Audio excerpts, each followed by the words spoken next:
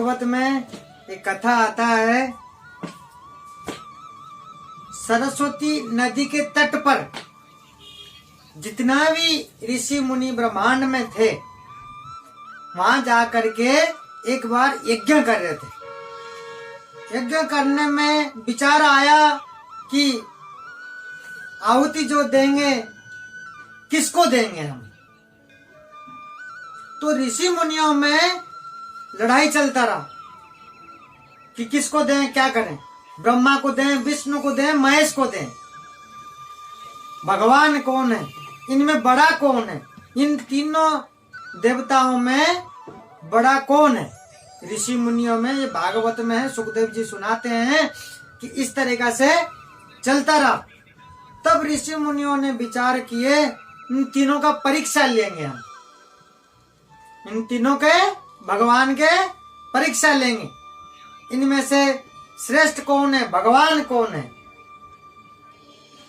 तो विचार होता है, अब फिर सोचते हैं तो इनको परीक्षा लेने के लिए जाएगा कौन।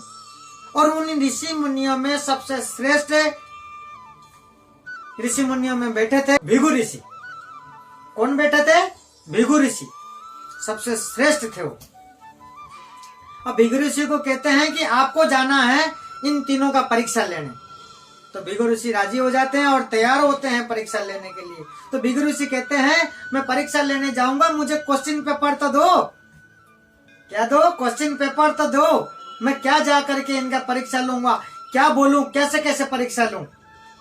तब ऋषि मुनियों ने सब तैयार करके कहते हैं कि आपको सिर्फ तीनों को जाकर के क्रोध दिलाना है। क्या करना है? क्रोध दिलाना है इन तीनों को। उसमें पता चल जाएगा कि हमारे भगवान सबसे श्रेष्ठ कौन है और भगवान कौन है। तब भृगु ऋषि तैयार होकर के जाते हैं। सबसे पहले ब्रह्मलोक जाते हैं। ब्रह्मलोक जाते हैं ब्रह्मा जी के पास। अब ब्रह्मा जी जो हैं वो भृगु ऋषि के पिता हैं, ब्रह्मा जी के पुत्र हैं भृगु ऋषि। ये आपको मालूम होना चाहिए सबको। अब सबसे पहले पिताजी के पास जाते हैं ब्रह्मलोक, और जा करके ब्रह्मा जी के सामने पहुंचते हैं। और ब्रह्मा जी के सामने जब पहुंचते हैं, पहुंच करके चुपचाप खड़े होते हैं। ब्रह्मा जी देखते हैं, अरे इतने सालों में मेरे पास आया हुआ है, ये आ करके दंडवत करना चाहिए, प्रणाम करके पैर छूना चाहिए, आशीर्वाद लेना चाहिए। ये आ करके मूर्ख के जैसा ऐसा कैसे खड़ा है, ये कुछ बोल नहीं रहा, दंडवत नहीं कर रहा, मेरे सामने आके खड़ा हो गया। इस तरीका से मन में क्रोध कर रहे हैं। वो ऊपर से जता नहीं रहे, मन में से क्रोध कर रहे हैं। अब जब क्रोध कर रहे हैं तब भृगु ऋषि को पता चल जाता है, पता चल जाता है क्रोध आ चुका है। उसके बाद ये देख करके ब्रह्मा जी को पिताजी से मिल करके बिना कुछ कहे आगे चले जाते हैं। कहाँ जाते हैं? कैलाश पर्वत पे शिव जी के पास, शंकर भगवान के पास जाकर के पहुंचते हैं। और शंकर भगवान के पास जब भृगु ऋषि जाकर के पहुंचते हैं और शंकर भगवान भृगु ऋषि को देख करके तुरंत प्रवाह से खड़े हो जाते हैं। और उस समय शंकर भगवान क्या कर रहे थे कैलाश पर्वत पे? जब जाकर के भृगु ऋषि ने देखा, शंकर भगवान कुछ लोगों को बैठा करके भागवत सुना रहे थे। शंकर भगवान खुद उस समय भागवत सुना रहे थे। और भृगु ऋषि जैसे पहुंचते हैं, इनको देख करके खड़े हो जाते हैं और खड़े होकर के आने लगते हैं इनको गले लगने में। क्योंकि शिव जी जो हैं वो भृगु ऋषि के भाई लगते हैं, क्योंकि ब्रह्मा जी से ही निकले हुए हैं शंकर भगवान और भृगु ऋषि। तो भृगु ऋषि जो है शंकर भगवान के बड़े भाई लगते हैं। उस कारण की वजह से शंकर भगवान खड़े होकर के गले लगने जैसे आते हैं और भृगु ऋषि क्या करते हैं, खबरदार जो मेरे को छुआ, ऐसे कह करके बोलते हैं, खबरदार जो मेरे को छुआ। फिर आगे क्या बोलते हैं कि सब लोग पाउडर लगाते हैं और तू क्या करता है, शमशान की भस्म लगाता है अपने शरीर में। सैलून कब गया था बताना जरा, सैलून कब गया? कभी ना बाल कटाता है, ना कभी कुछ करता है, ना नहाता धोता है, कुछ करता है। कोई पाउडर लगाता है अपना शरीर में तो शमशान का भस्म लगाता है, छूना मत तुम मेरे को। और जैसे ऐसे कहता है, ऐसे जैसे भृगु ऋषि कहने लगते हैं शंकर भगवान को। और शंकर भगवान ये सुन करके एकदम से इतना तपते हैं, इतना गुस्सा आता है। वो सोचते हैं ये मेरा भाई है, ये मेरा क्या है, त्रिशूल कहाँ है, उठाऊं मैं त्रिशूल, अभी इसको पेट में घुसा दूं एकदम। ऐसा सोचते हैं शंकर भगवान। क्या सोचते हैं कि त्रिशूल कहाँ है, और त्रिशूल को ढूंढने लगते हैं कि इसको ला करके इसको घुसा दूं, ये मेरा भाई है, मेरा क्या है, ऐसे सोचने लगते हैं। इतना क्रोधित हो जाते हैं शंकर भगवान।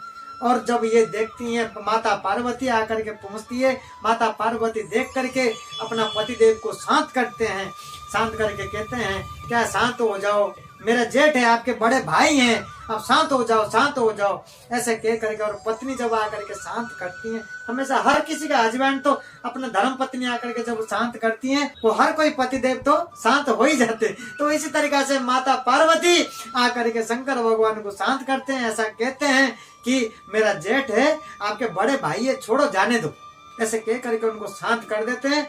तब फिर भृगु ऋषि फिर आगे की तरफ चलते हैं।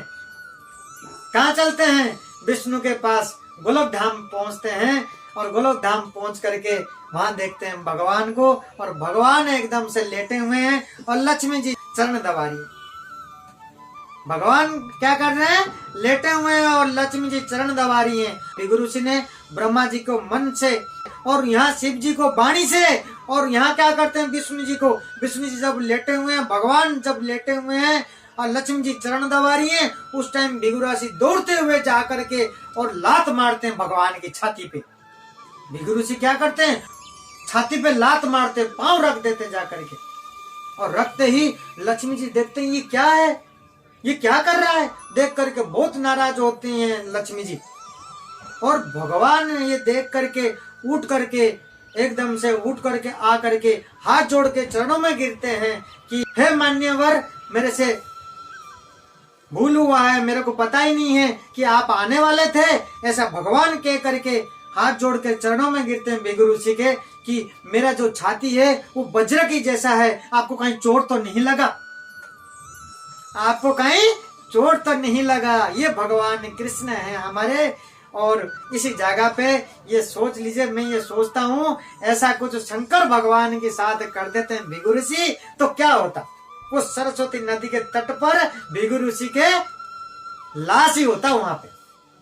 तब भगवान ने बिना कुछ कहे, लक्ष्मी जी नाराज हो रही थी तो लक्ष्मी जी को भगवान ने इशारा किए कि शांत हो जाओ, शांत हो जाओ, इशारा में उनको शांत कराए लक्ष्मी जी को।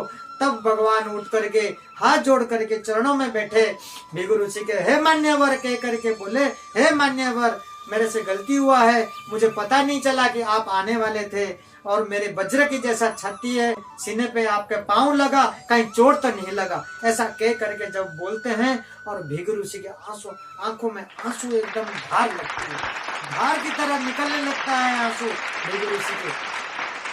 भृगु ऋषि एकदम हाथ जोड़ के भगवान को कहते हैं, हे प्रभु, हे भगवान, मेरे से गलती हुआ है, मेरे को क्षमा कर दो। भगवान के चरणों में बैठ जाते हैं जब भृगु ऋषि, तो भगवान कहते हैं कि मेरे चरणों में बैठने की जरूरत नहीं है, मेरा चरण तो ऑलरेडी रिजर्व है लक्ष्मी के लिए, आपके तो हमेशा हृदय में है, आपकी जगह तो हमेशा हृदय में है। तो इस तरीका से भगवान कहते हैं भृगु ऋषि को। तो भृगु ऋषि इस तरीका से भगवान को पास पहुंचते हैं, ऐसे परीक्षा लेते हैं, तब भृगु ऋषि लौट आते हैं अपने जगह पे। इससे हमें ये साबित होता है जब हम यज्ञ करते हैं, जो हम आहुति देते हैं, और हमेशा जो आहुति होती है वो हमेशा विष्णु को जाती है, भगवान विष्णु को जाती है। तो भगवान देखो ऐसे ऐसे जो अपराधियों को भी क्षमा कर देते हैं, और हम लोग भी क्या है, हम लोग इस खेत की मूली हैं। तो इसमें कहा जाता है अपराधियों को क्षमा करना सबसे मनुष्य का बड़ा धर्म है, क्योंकि भगवान भी पापियों को क्षमा कर देते हैं, अपराधियों को क्षमा कर देते हैं भगवान। जब कोई भगवान के चरणों में जाते हैं, भृगु ऋषि ने पांव लगा के लात मारा भगवान की छाती पे, फिर भी भगवान ने एक बार भी गुस्सा नहीं किया, कोई क्रोधित नहीं हुए, क्योंकि वो भगवान है, भगवान तो भगवान ही है। इन्होंने क्या किया? अपराध किया, तो अपराध को भी उन्होंने क्षमा किया भगवान ने। तो इसी तरीके से हमें भी सभी को हमारे जीवन में ऐसे छोटी छोटी घटनाएं होती है, हमेशा हम हर किसी को क्षमा कर देना चाहिए, क्योंकि हमारे सबसे मनुष्य का सबसे बड़ा धर्म है क्षमा कर देना चाहिए और हमेशा करुणा दिल होना चाहिए, दया करनी चाहिए हमेशा सबके प्रति। तो ऐसे मनोभाव होना चाहिए। तो इसी तरीके से ऋषि मुनियों ने तीनों देवताओं में कौन बड़ा है इसी तरीके से परीक्षा लिया था। भी हम कोई दुविधा में फंसते हैं, कोई दिक्कत आती है, तब तो हम क्या करते हैं, ऋषि मुनियों से पूछते हैं, तभी हमारे को वो रास्ता दिखाते हैं। तभी हमें कोई चीजें हम कहीं जीवन में अटकते हैं, तभी हम ऋषि मुनियों के पास जाते हैं, संतों के पास जाते हैं, साधुओं के पास जाते हैं, तब यही हमें रास्ता बताते हैं, क्योंकि ये बहुत बुद्धिमान व्यक्ति होते हैं। तो इसी तरीका से भगवान की भी परीक्षा लिए थे और भगवान इसी तरीका से हमारे सबसे श्रेष्ठ जो भगवान है सिर्फ हमारे भगवान कृष्ण भगवान है। ये सब हमारे जो देवी देवताएं हैं ये सारे, और भगवान में हमारी सिर्फ एक ही है।